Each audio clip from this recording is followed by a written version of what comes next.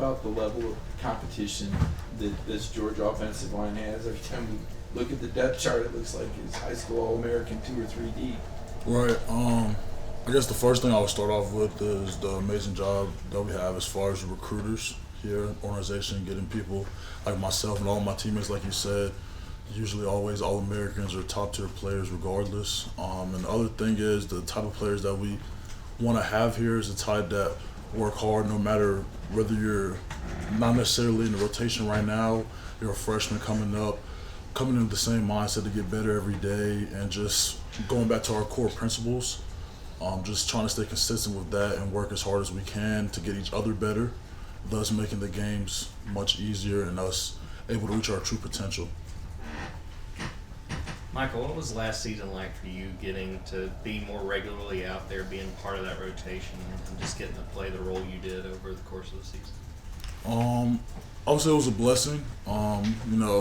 Was just previously mentioned, all the hard work that we all put in. Just accepting my role and knowing that if my number was called up, just gonna have to go out there and perform, and that can go for any one of us in the offensive line room because of the work that we put in throughout the week.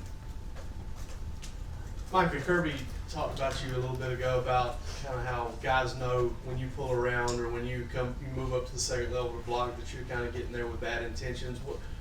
Give me your thoughts on the whole idea that of being a tone setter or an intimidator out there on the field, and how you feel about that role for yourself. This is one of my favorite things. I like running into people, running over people. I'd say. It's just a mentality. Their mouthpiece better be in because mine's in and I'm coming for you. That's about it. Yeah, Mike, I'm curious at what point in your football career you noticed that when you hit people, they move a little bit differently. And at what point when you got here at Georgia did you realize that ability was kind of transferring over from high school to college? I guess I noticed the ability. It had to be sometime in high school when I started playing offensive line because middle school I was D-line, so sometime in high school. And I guess it would have to be a practice either my sophomore year or early junior year whenever I did one of the pool plays. Realized, hey, I got it still, so that would be it. Yeah, what's your relationship like with Dylan Fairchild? You guys come in the same class together. You guys are competing at left guard together. Can obviously be a little bit of competition there, but I get the sense that you guys both have a real admiration for each other as well. Yeah, it's actually funny. Dylan, he went to West Forsyth, so I played him 2 times back in high school. So me and Dylan go way back before we even knew we were going to end up being teammates. So like you were saying, obviously we just want to get each other better, pushing each other all the time, obviously. But at the end of the day, that's my brother. We've been through a lot together, all the practices, runs, stuff like that. So it's definitely something great, because whenever it's 2 solid players like me and Dylan just getting each other better, just at the end of the day, it's making our team better, and that's the goal. What can you tell us about Ernest Green, and what is it like playing beside him? It's awesome. Ernest Green. Don't tell him I told you guys this, but he has some of the best feet I've ever seen in a tackle. I know I mess with him a lot, but it's awesome, especially seeing him grow up because I was here before him, just seeing him develop from how he was when he first came in and now. Still, even though he plays still, it's still night and day now, just seeing how much he's developing. I really, really appreciate him, all that he does for me, and just working with him is amazing.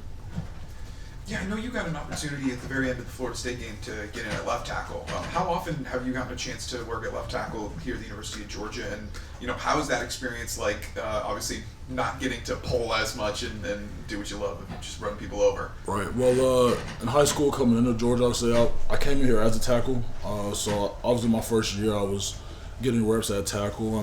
But really playing tackle for me, it just shows my versatility, I would say. Being able to play inside or outside. In practice, I pretty much play everything except center when I have to. Just willing to work. And as far as pulling, I like pulling more, but I'll do whatever the team needs.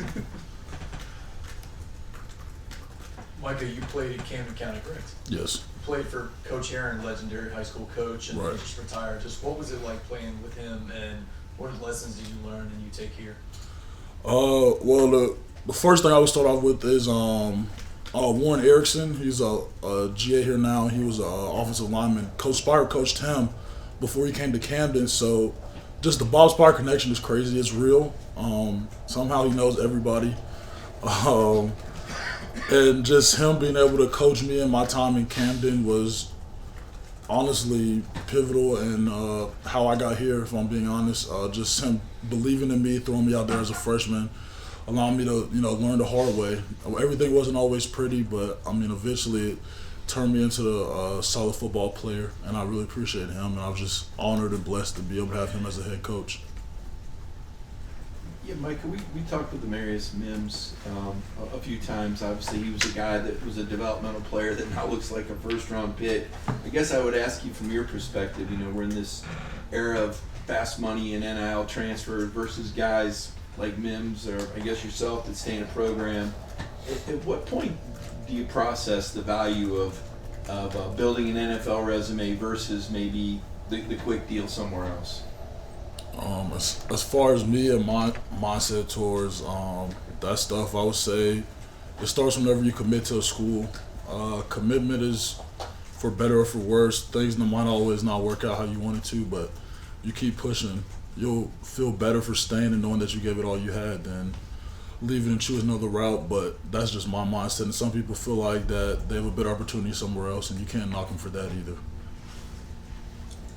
Michael, when we've talked to other players like Tate, he's talked about the connection in the offensive line room and just how close you guys are.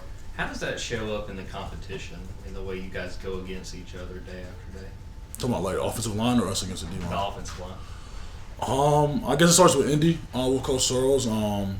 Just pushing each other, knowing the standard from whether it's T-board drills, punch and reach, punch, just making sure that we know each other's best and we know what it looks like. So just trying to make sure that we get that out of each other every rep.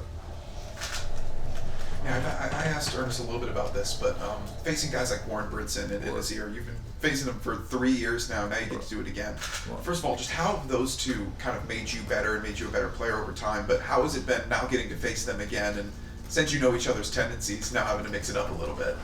Well, just like the cliche is, iron sharpens iron. Those guys are vets here.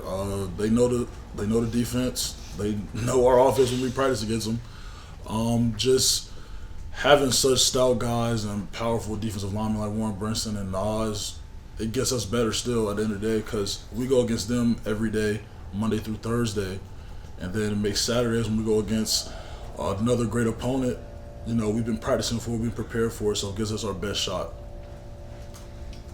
Yeah, Mike, obviously during practice, you mentioned playing tackle, and you're obviously getting a ton of reps. But during a game, you guys are still playing a 3-man rotation at guard, or will be, or were last year. Right. How do you keep yourself hot on the sideline when you know you're going to eventually go back in, but you're not in now?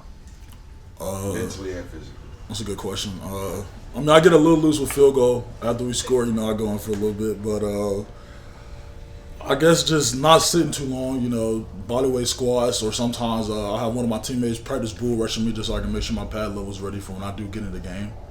And then as far as mentally, just knowing what has to be done, mission team me, that's our mindset, just remembering the mission, and I'll do it for the team, and then I'll be ready. Mike, Coach Aon has been doing this for a long time, and I wanted to know if you could kind of describe him as a coach, and obviously being around a long time, he's probably got some one-liners, and you've probably been on the side of one of those. What are his go-tos? No comment. But what's he like as a coach? Oh, sorry. As a coach, he's awesome. He's gonna get the best out of us. I love him. I think he's hilarious.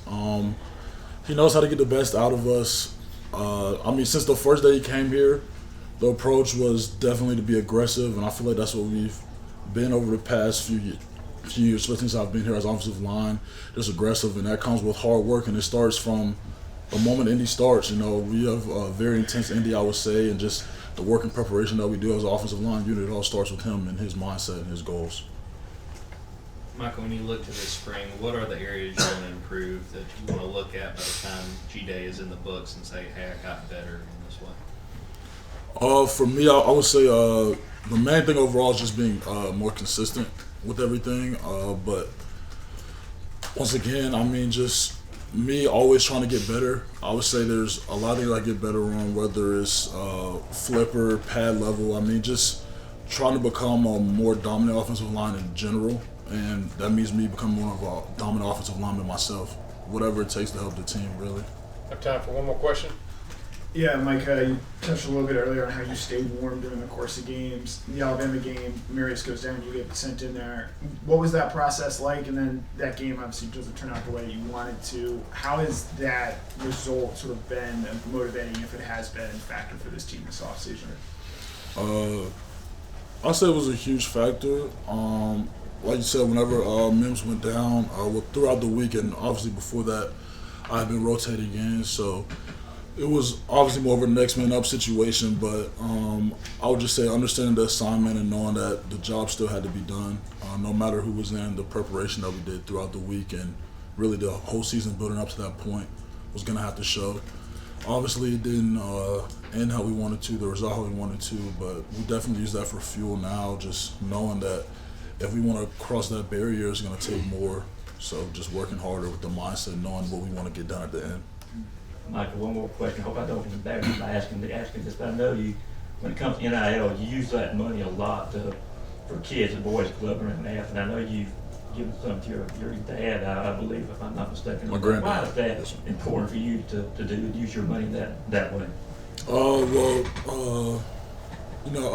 My granddad and my grandmother ended up passing this past year now, but as far as giving back to the youth, because I'm from Camden County, Southeast Georgia. There wasn't really a lot of stuff like that whenever I was around in my county for me, and just knowing that it's the youth that's going to end up shaping the future and just trying to help them and give them the best chance that they have, even if they didn't start off with the bare minimum, trying to at least give them that or have them have a good holiday. If I'm able to do that, that's what I would like to do. Thank you, Micah. Thanks, Micah.